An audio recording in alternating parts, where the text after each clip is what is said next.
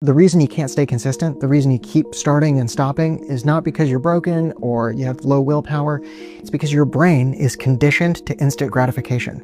For a long time, you've taught yourself that if you press a button, you can get a fast dose of pleasure. And so your brain has gotten used to that.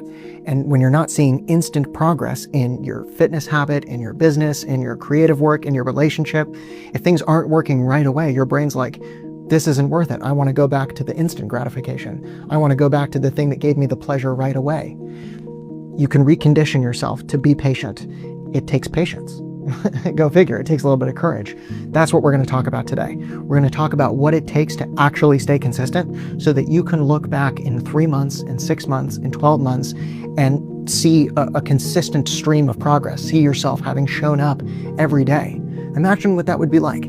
Forget about the external results. Forget about what you want from your life. Forget about the perfect relationship, the perfect business, the perfect creative success. Forget it.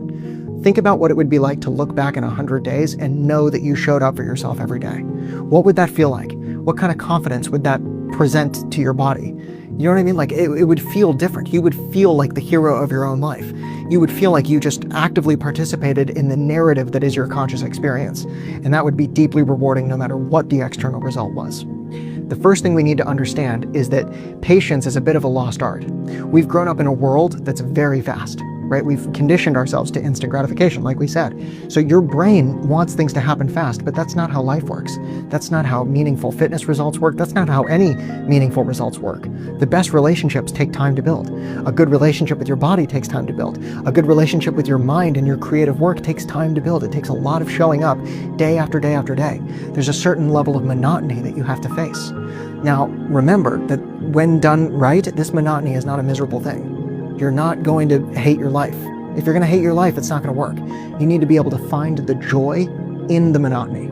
You need to find the joy in the process itself rather than the result. And you hear that all the time, right? You've heard this cliche. It's like on bumper stickers.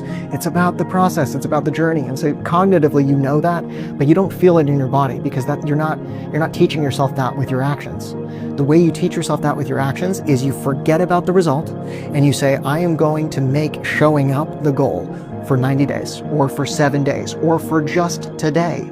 And you courageously give yourself to the process. You surrender to it. You say, I don't care what happens. This isn't about success. This isn't about being seen. This isn't about what other people think about me. This is about showing to myself that I have the capacity to show up, which you do.